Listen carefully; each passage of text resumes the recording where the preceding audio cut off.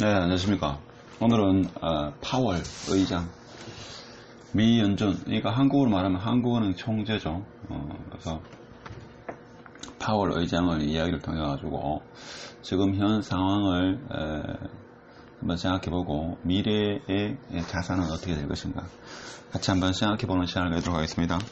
제 영상은 누차 말했지만 공부하는 영상이기 때문에 투자에 참고는 하지 마십시오. 공부를 같이 한다 이렇게 생각하시면 마음이 편할 겁니다.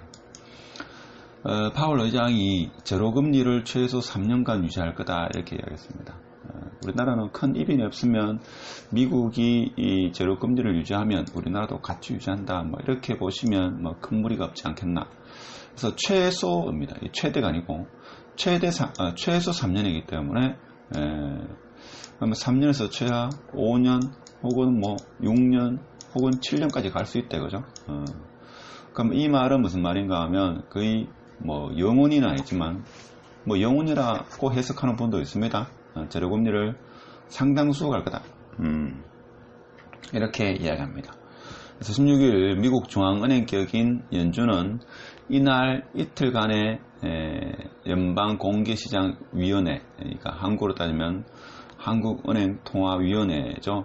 마치면서 기준금리를 현행 0에서 0.25%로 유지하기로 결정을 했다.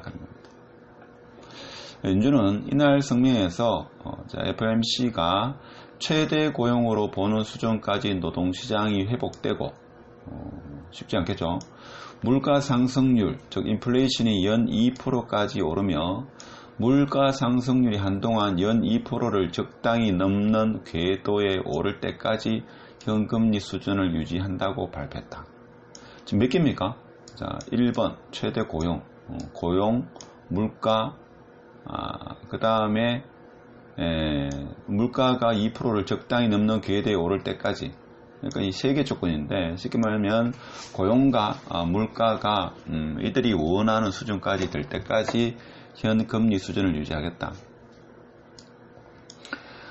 백신도 문제야. 그냥 백신이 아니고 획기적인 백신이 나올 때까지 나와서 거의 대부분의 사람들이 완치가 되고 일자리로 다시 돌아가고 설사 획기적인 백신이 나왔다 하더라도 이것이 뭡니까? 사람들한테 접종을 해가지고 어떤 효과를 보고 그렇다 하더라도 당장 뭡니까? 직장으로 다시 복귀한다는 그런 보장은 없죠. 그래서 거기서부터 또 상당 시간이 걸릴 겁니다. 그러니까 최소 3년이라고 이야기하지만 저는 볼 때는 저 개인적인 사견으로는 한 5년 정도 이렇게 갈 수도 있다 이런 생각을 해봅니다. 자, 그래서 27일 연준이 선언한 평균 물가 목표제 도입을 재확인했다. 저번에 한번 요거 이야기를 했죠. 초저금리. 이 평균 물가 목표제가 뭐냐? 과거 물가 상승률이 연준의 목표치 2%를 밑돈 기간만큼 이후 목표치를 웃도는 것을 허용해 전체 평균으로 목표치를 맞추는 것이다. 무슨 말이죠 이게? 예를 들면 20년, 21년, 22년, 23년 자, 여기까지 좀 봅시다. 20년에 만일에 여기에 물가 목표치가 0%다. 0%. 21년도 0%였다. 그러면 22년이 4% 돼야지만 이걸 평균 잡으면 2%가 된다. 그죠? 2%. 그럼 만약에 뭡니까? 22년에 2% 되고, 23년에 2% 되고, 24년에 2% 되고, 25년에 2% 되고, 그럼 이 평균 내봤자 전체 2%가 안 됩니다. 그럼 상당 기간 간다 이 말이죠. 그 이야기입니다. 그래서 평균 과거 3년 동안 만일에 물가 상승률이 0%다. 3년 동안. 그러면 그러니까 20년부터 23년까지 0%고 24년부터 26년까지 4% 유지돼야 되는데 이래 되기는 거의 힘들겠죠. 그래서 거의 뭐 영원하다. 초저금리를 영원히 하겠다. 이렇게 해석하는 분도 있습니다. 그렇지만 보수적으로 말하면 최소 5년은 갈 거다. 이렇게 이야기를 하는 겁니다. 연준이 공개한 점도표에 따르면 FOMC 위원 17명 가운데 13명이 23년까지 현 제로금리 수준이 유지될 것으로 전망했다. 그러니까 뭡니까?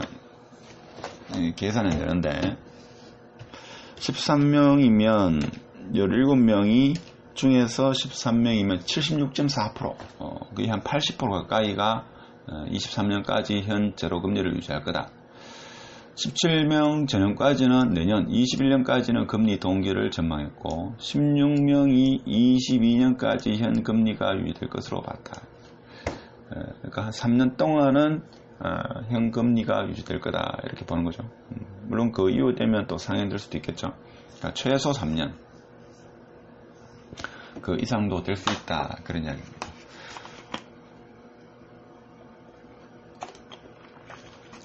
그러면 자 이러한 제로금리가 우리 대한민국 우리 개인 서민에게는 어떤 영향을 미치는가도 조금 이따가 한번 생각해보는 시간을 가지도록 하겠습니다. 기자회견에서 경제회복세는 예상보다 양호하지만 전반적인 미국의 경제활동은 코로나19 사태 이전 수준보다 매우 낮다. 매우 낮죠. 매우 낮습니다. 그러니까 미국 같은 경우는 지금 보건 방역이 한국보다 상당히 좀 부실하죠. 부실합니다. 제 지인도 지금 미국에 있는데 올해 초 탄탄한 경제활동과 고용 수준으로 돌아가려면 다소 시간이 걸릴 것이다. 일단 상당히 좀 시간이 걸리지 않겠나 이런 생각이 들죠. 그래서 파월은 경제 전망이 매우 불확실하다. 매우 불확실하다. 그래서 통화정책과 재정정책의 지속적 지원이 필요할 수 있다라고 강조했습니다. 그렇죠. 지금 전 세계는 큰 정부를 지향하고 있습니다. 지금 기업이나 가게, 정부 이렇게 봤을 때 기업과 가게가 할 수 있는 게 별로 없으니까 정부가 경제를 컨트롤하고 계획적 경제를 하겠다. 저는 그렇게 인식하고 있습니다. 그래서 파월 의장은 연준은 매달 1200억 달러, 약 140조 원 규모의 자산을 매입을 진행 중이다. 그럼 돈을 푼다 이렇게 볼 수 있는 거죠. 그럼 1년이 얼마입니까 이게? 1년이면 1600조 됩니까? 1680조 정도 되네요. 1680조를 지금 풀고 있다 이렇게 보는 거죠. 끝도 없이 한번 풀어본다. 그래서 최소 3년 제로 금리 유지의 시사점 되어 있습니다. 미국이 1년에 지금 1600조를 푼다. 인플레이션이 일어날 때까지. 그래서 저번에 파월 의장은 우리는 인플레이션도 용인하겠다 하는 게 물가가 상승해가지고 평균 물가치가 2% 이상 된다. 평균입니다. 그게 중요합니다. 0%, 1%다 어느 순간 2% 됐다고 해가지고 금리를 올리는 게 아니고 제로 같으면 4%를 2년 더 해야지만 평균이 2% 되죠. 그 이상을 상회할 정도로 기간까지는 현 금리를 유지하겠다 하는 게 이 시장이 주는 메시지입니다. 이 채권 시장이 아닌지 여러 시장에 지금 메시지를 주는 거죠.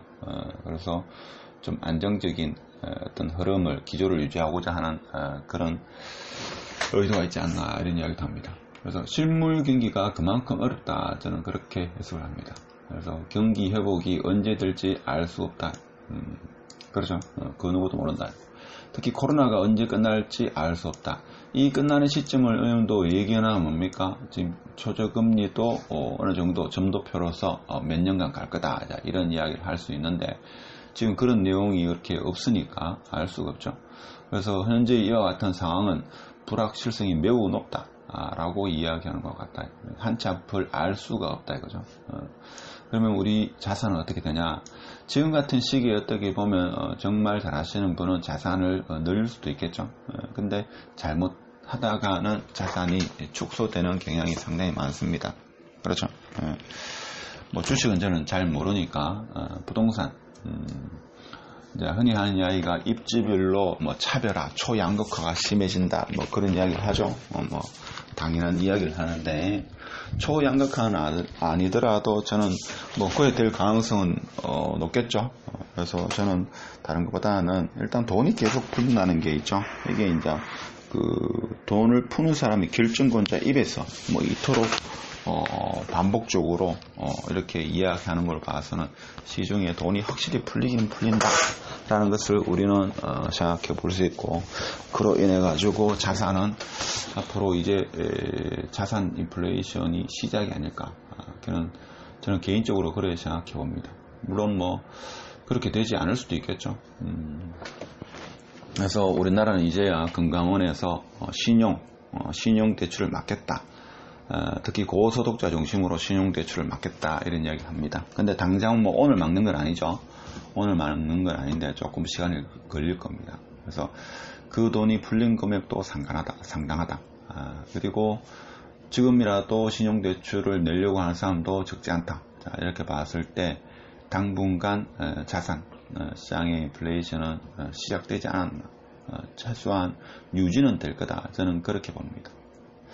자, 오늘 최소 3년 제로금리 미국 파월 의장의 입을 통해 가지고 지금 현재의 상황 어떤가, 그리고 미래의 자산시장은 어떤가, 저는 개인적으로 봐서 조금은 상승 기조가 되지 않겠는가, 그런 말씀을 드리고, 제가 왜 단언을 못 드리는가 하면 저는 느낌은 있습니다. 뭐 부동산이 어떻게 될 것 같다는 느낌이 있습니다만은, 제가 그런 말을 감히 확실하게 못 드리는 이유가 저로 인해 가지고 공부를 하지 않고 어떤 결정을 하는데 참고를 할까 싶어 가지고 여러분 스스로 판단하는 의미에서 좀 모호한 스탠스를 취한다는 거 양해 바랍니다. 자, 오늘 여기까지 마치도록 하겠습니다.